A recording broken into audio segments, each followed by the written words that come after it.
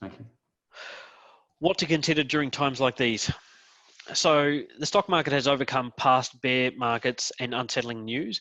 So World War II, Cuban Missile Crisis, oil embargoes, Black Monday, tech bubbles, GFCs, Corona outbreak. We will need to update this graphic. This is only a month old, but with all the things that have been going on over the last week or two, the little line should be now pointing about even with where that, where the close to the highest point, especially because this is US based. The future way and the direction that the market goes is always up. And the reason behind that is because companies are in business to make a profit. And if companies are in business to make a profit, right? Or let me put it another way. If companies weren't in business to make a profit, why do they exist? So if companies are in business to make a profit, they aim to make more money next year than they did this year.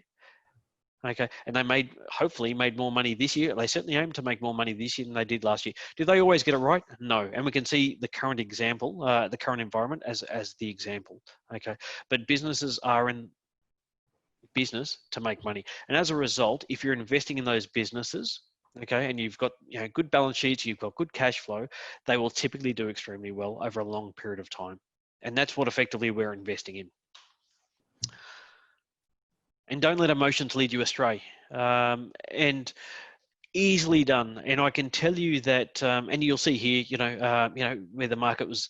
I'll skip through to the 2000s, but where after the GFC we had panic stations. Then we were hopeful, encouraged, and things were positive, and people were confident. I can tell you the amount of phone calls that we took from November, phone calls, emails, communications from November to mid-February of new clients coming to the business saying, look, I've got some money I'm looking to invest. And the one thing that we've had to do as advisors is sit down with those clients and really understand their circumstances. Say, well, why are you looking to invest? Are you looking to invest because you're after a quick buck because the market's going up, or are you looking to invest for the longer term? And that's really important to understand, because if you're after a quick buck, that's not what we do. But if you're after a long-term strategy that will help you achieve your goals, whatever they may be, then that's what the advisors can help for you and put together in your place.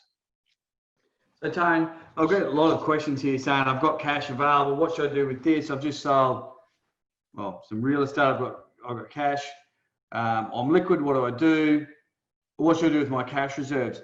So knowing that, this economic behaviours or clients in the market are going through these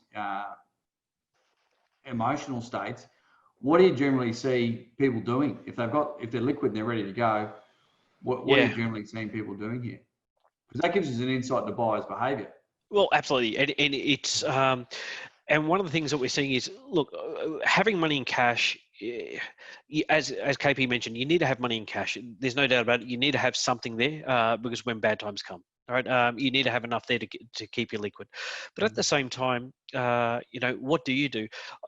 I've always had the philosophy that you should be investing on a regular basis. And the one place where you are doing that, goes back to the dollar cost averaging slide, is that you're doing that in your super. So if you're employed, your 9.5% going there on a regular basis. You're buying in on a monthly basis if your employer's putting in on a monthly, or certainly on a quarterly basis.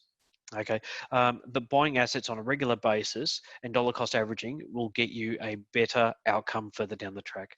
What do you do with your cash at this point in time? It depends. And the answer is it depends. It depends what you're looking to achieve.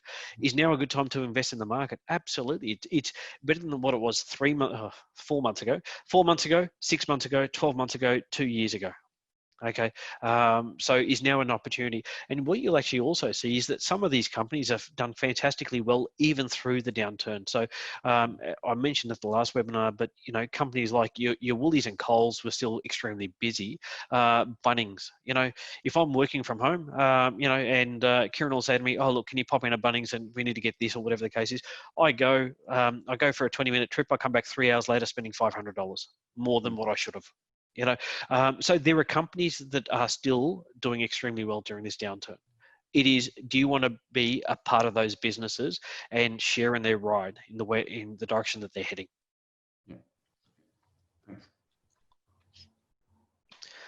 And finally, don't put all your eggs in one basket. So diversification is the key. As KP mentioned, it is about having something liquid there, but having then money that you have, if you are investing, what are we investing in? We're not just investing in, as an example, Australian assets. We're not just investing in the banks or whatever the case is. The questions that we've answered over the last 3 or 4 months, I've had phone calls coming in saying, oh, look, I'd like to buy the banks. My question will always go back to is, why do you want to do that? It may be right or wrong, the reasoning that you've come up with, but the question we'll always ask is why. And we want to understand your reasoning of why you're looking to do that, so we can understand what you're looking to achieve. We can provide you the solutions that you need.